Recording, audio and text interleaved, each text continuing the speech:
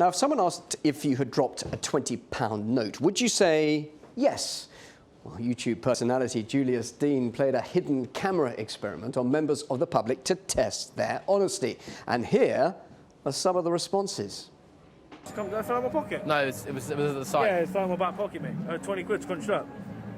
I don't know if I believe you. I'm being dead serious. It wasn't by there, it was at the side. Yeah, it was in my back pocket. It was there.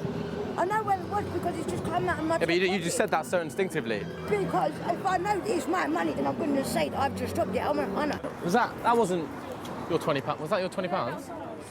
Was that actually? No, it wasn't. No, I think it might have fallen out of your pocket. He's lying. No, I just saw him drop Oh it. my God, I'm not lying. Be totally honest. Yes. Because it wasn't by your foot. It was. I just rolled a cigarette. It's come out of my pocket. Yeah, but how did it go from there to there? Because I just rolled a cigarette, my friend. Is that yours? No. I just found it on the floor underneath your car. 20 quid, it's yours. That's lucky, isn't it? There you go. You're an honest guy. It's not mine. Cheers, man. Appreciate that.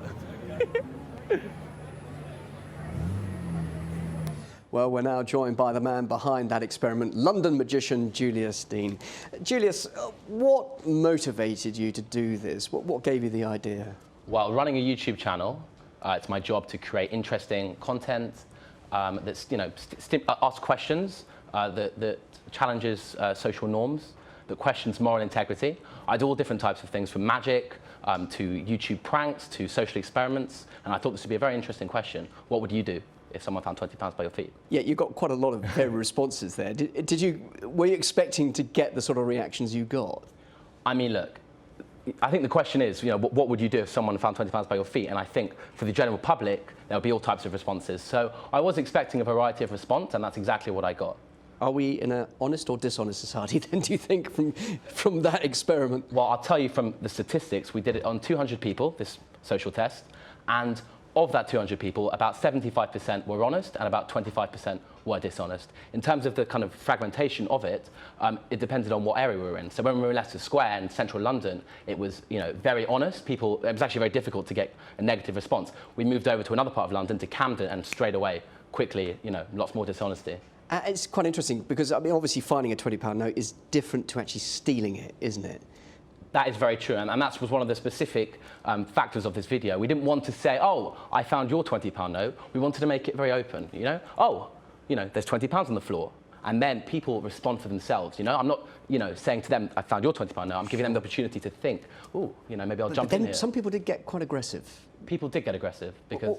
Why is that? Because they felt that, well, they obviously they wanted to keep the £20 note, but did you feel in any difficulty, in danger at all at some stage? I mean, look, over the course of that video, I encountered people that wanted to punch me.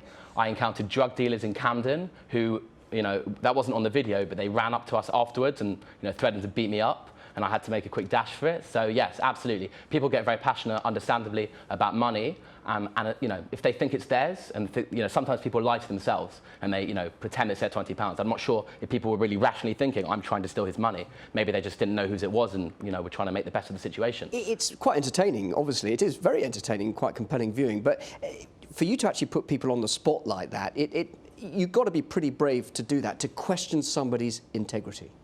Well, that's what I do. That's why I have a YouTube channel. That's my aim, is to question those social norms, to push the boundaries, and to spark those important questions that need to be asked. All right. Without giving too much away, you've obviously got a few more projects in line.